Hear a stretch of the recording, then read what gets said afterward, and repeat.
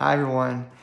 It's been about 2 months since we last spoke, and I really think about doing these videos a lot, and then so many things happen. I'm like, well, I need to include this, I need to include that. But I just wanted to jump back in and say what's been going on in our lives, and thank you again for continuing to walk this journey with us. I am really blessed that we had some good weather from September on, because man, outside walking, well, my knee is still healing, and much prayers for that would be greatly appreciated, because I'm still in a lot more pain. My hamstring's not firing right to reconnect my muscles to begin building again. So a lot of prayer there would be greatly appreciated. But man, being outside and experiencing God that way has been a huge part of my personal healing journey. And it's allowed my family to sit outside and really by a fire and enjoy each other and whoever comes over as well. And I just am really glad that September's over. I'm really glad that October's over. And we had, I would say from my birthday on, because I just was not looking forward to my birthday. Because, the last birthday, Berklee was here with me. We went to Bass Pro Shops, which I like outdoors and I really like fishing. And she let me we created this game where I got to go on a shopping spree, and I had a budget, and I had to pick things out from that shopping spree in a 3-minute time frame. And we did all these things and made it fun and exciting. And this year we were in, where were we at? We were in where the Chiefs are, Kansas City Chiefs, at a volleyball national tournament for Hayden's volleyball, which is great. Except for Tanda was really not feeling good, and her health was, and so she had to be on bed rest the entire night we got in, and then the rest of the next day, which was a big day of volleyball. And it was also my birthday. My knee was hurting really bad. And I'm very thankful for some of the people that were there, that were very kind and loving and know us. But at one point, I just had to get somebody to take Hayden early to the game, because I just needed time to be with God and to cry. And my version of walk at that time was making an effort not to limp and be in too much pain, and just walking around and asking God to heal my heart, to heal my wife, to bring restoration on this day where I so enjoy celebrating family and friends. And I just didn't have that this October 22nd, 2021, in the way that I'd hoped.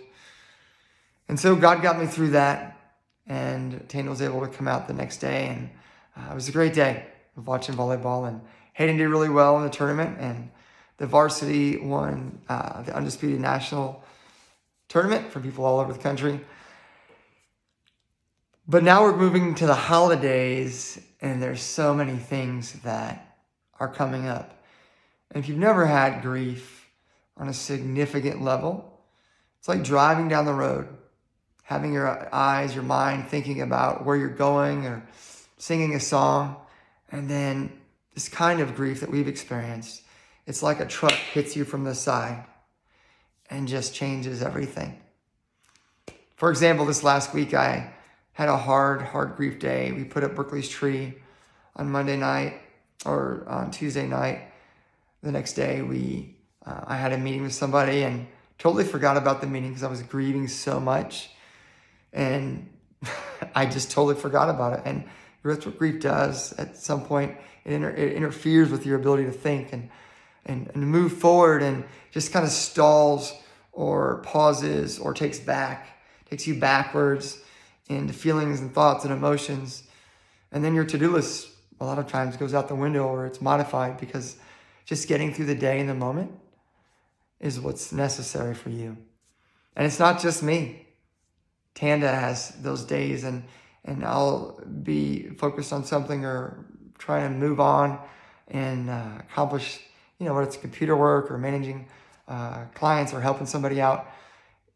When she needs help, I need to be there for her. And so that also is me going back into that space, and then it gets me going and thinking about Berklee and missing her deeply. And we still cry most days. It's not weeping all day like it was. I can actually walk around. When I was taken out from this knee replacement, it was really hard to move without extreme pain. I'm not in physical therapy 3 to 5 days a week anymore. I'm doing my own therapy since I graduated from that. So I don't have to get cranked on. I mean, I would have tears. I would be, post-traumatic stress. I would be re-traumatized because he's having to get flexion from my knee, which means ripping the scar tissue. And it was just every time because I wanted to make progress and I knew that's what I needed to go through. And so because I did it so often, like 3 to 5 times a week, of going through that much pain, of crying, breathing, sometimes screaming, because it not just brought me back to the day and everything that it means of losing Berklee, but actually hurt a lot, like level 9, a lot of pain. If that day was a 10, of being buried, burned, and all that stuff, it was a 9. So glad that that part of the journey is over. And now we come into the holidays. And we love Christmas. We love Thanksgiving. We love being around people that we value and value us and all the celebration. But this year's hard. I thank God that we're not where we were this time last year, which was me just getting out of the hospital. And we didn't see any family on Thanksgiving because it was just too hard. And so we covet your prayers. We covet. There's so much more I want to share, but I'll save it for another video. I just wanted to jump back in and just ask you to continue praying for us, that the Lord connects with us in a way that our hearts are healed, that myself, I carry peace, that my warrior son, who's not so little anymore, Hayden, that God grants him the strength and the grace to not dismiss God or run away from God because of how much we feel like he's let us down in our Berklee and the life that we were pursuing in him. That we would have the zest, the zeal, the passion, the love, just all the things that he can do in us that we need him to do. We would have that in a higher, greater measure again. And that our pain would be turned to significance.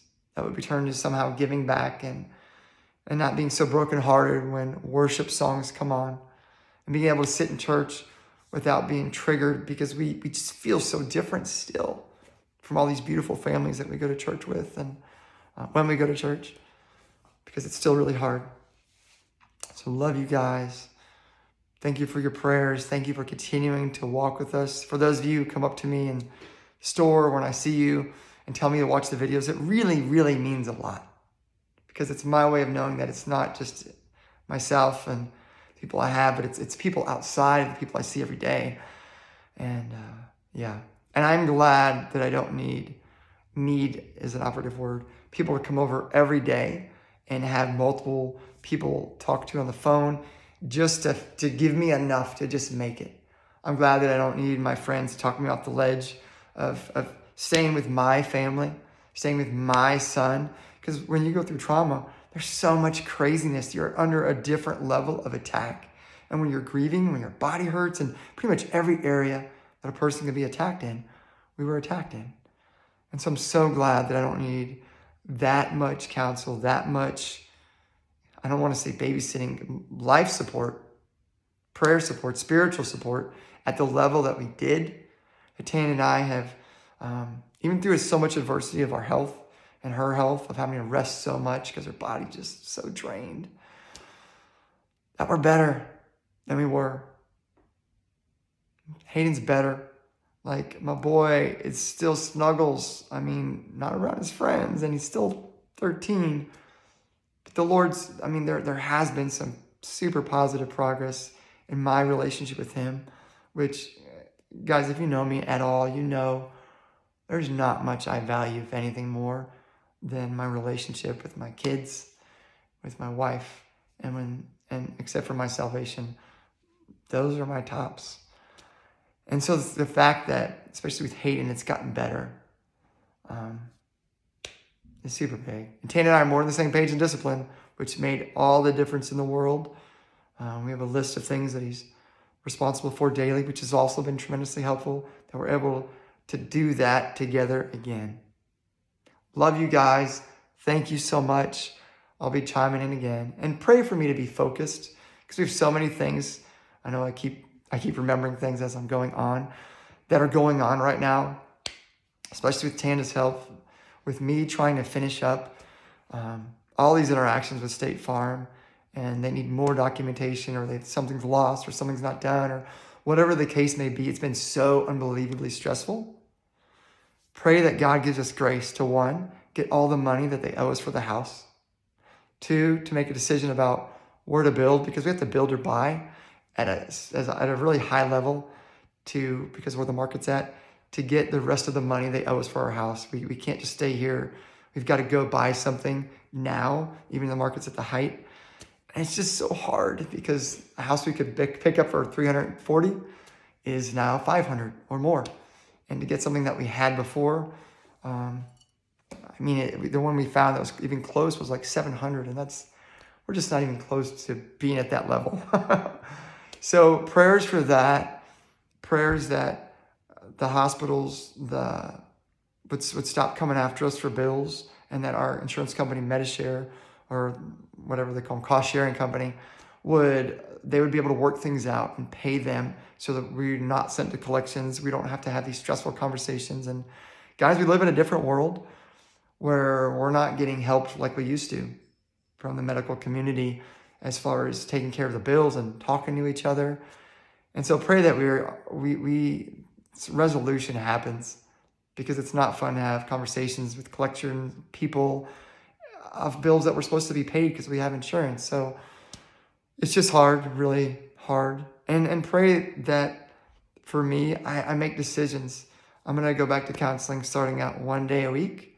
It's going to have 6 sessions on Wednesdays, probably start in March. And my heart, that's where I'm at. That's what I can see doing. And then other things. Am I going to write a book, speak, just wisdom on that? And I want to make, as strange as it may sound, I want to make Berklee proud. I just love her so much. I thought I was going to get through without tearing up. But I want to make her proud. I want to go for my goals. I just do. And I want to be that example again for Hayden and for Tana and others that goes for it with God. And I haven't been in a way that I'm proud of this last year. And then accept God's grace, to trust Him and to be in peace no matter what the external circumstances are. Because with all the stress from legal stuff to State Farm and just the insurance, trying to get reimbursed for them for what we had insurance for, to medical, of not being in collections and just our insurance company and them talking, my heart's hurt, like literally, and stressed in my body. It's just been a lot. So this is for sure goodbye for now. Love you. So glad you tuned in again. And man, thanks for the support. And those of you who still drop money in financially, it's great.